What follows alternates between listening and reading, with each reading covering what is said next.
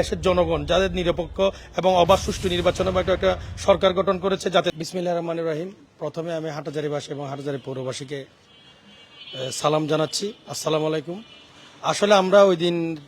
আজকে trauma centre আসার কারণটা হলো, আমরা ওই দিন যেদিন হাটহাজারী মেডিকেলে গিয়েছিলাম বিভিন্ন রোগীদের সেবা এবং বিভিন্ন ধরনের ওখানে অবকাঠামোগত বিভিন্ন সমস্যার কারণে যখন আমরা ওখানে গিয়েছিলাম, যাওয়ার পর আশা করি ওখানে মেডিকেল একটা আমূল পরিবর্তনের একটা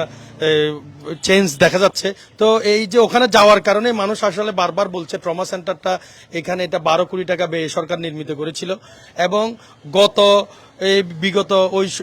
বিগত সরকারে না হলেও গত অন্তর্বর্তী সরকারের আমলে এটা চালু করার জন্য একটা প্রয়াস নিয়েছিল। তো আমরা আপনাদের সাংবাদিকতার মাধ্যমে যারা আছেন আপনাদের মাধ্যমে জেনেছি যে বিগত অন্তর্বর্তী সরকারের আমলে যে অন্তর্বর্তী সরকার সব বেসরকারিভাবে এবং সরকারিভাবে যৌথ উদ্যোগে ট্রমা সেন্টার চালু করার একটা উদ্যোগ নিয়েছিল, যদিও বা সেটা ফলপ্রসূ হয়নি। এখন যেহেতু এই দেশের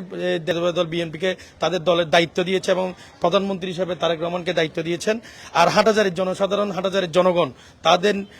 ভোটের মাধ্যমে 1 লক্ষাধিক ভোটের মাধ্যমে জনতা ব্যারিস্টার মীর হেলাল ক্যাম্পি করেছেন, পরবর্তী আজকে তিনি মন্ত্রী হিসেবে দায়িত্ব গ্রহণ করেছেন। তো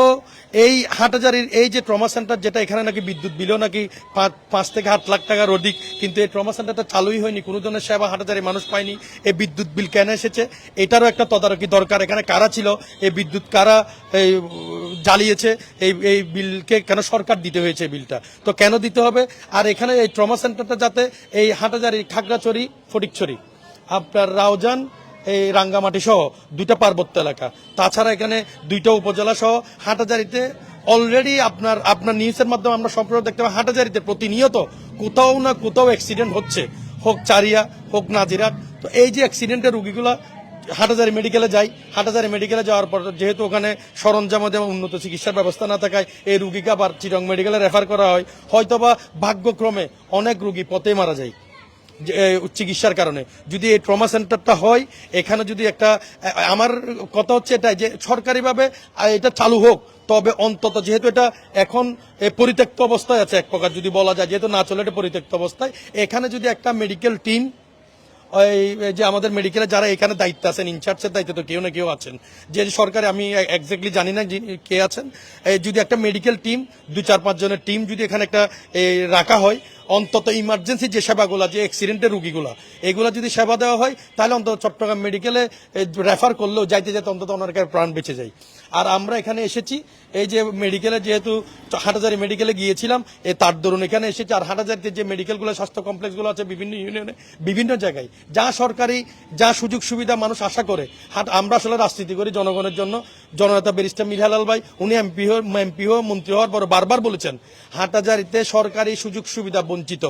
যারা আছেন, হাটহাজারী কোথাও যদি সরকারি কোনো স্থাপনা যদি মানুষ সুযোগ সুবিধা না পায়, অথবা কারো যদি সরকারি কোনো সহায়তা দরকার হয়, সরকারের থেকে যা আসবে অথবা সরকার যা করতে পারবে তার ক্ষেত্রে আমার 100% ভূমিকা থাকবে, এখানে আমার কোনো ধরনের গাফিলিতে থাকবে না। তো আমি চাই এখানে আমরা হাটহাজারী জনগণ যারা আছি, এই ট্রমা সেন্টারটা হওয়ার কারণে সবাই অনেক উল্লেসিত ছিল যে একটা অন্তত হাটহাজারী মেডিকেল থেকে আমাদের চিটাং মেডিকেল রেফার করলো, একটা ট্রমা সেন্টার হলো, এটার কারণে আমরা অন্তত সেবাটা পাবো। তো আমি আমাদের এই যেখানে যারা কর্তৃপক্ষে ট্রমা সেন্টারের যাতে সংশ্লিষ্ট আছেন, যাদের দায়িত্ব ট্রমা সেন্টারের কারণে, আমি আশা করব ওনারা অতি শীঘ্রই অন্তত মন্ত্রী মহোদয়কে জানালেও উনি কোনো একটা ব্যবস্থা করে দেবেন, না হয়তো একটা টিম এনে অন্তত ট্রমা সেন্টারটা চালু করে মানুষকে একটা চিকিৎসার ব্যবস্থা করে দেওয়া হোক।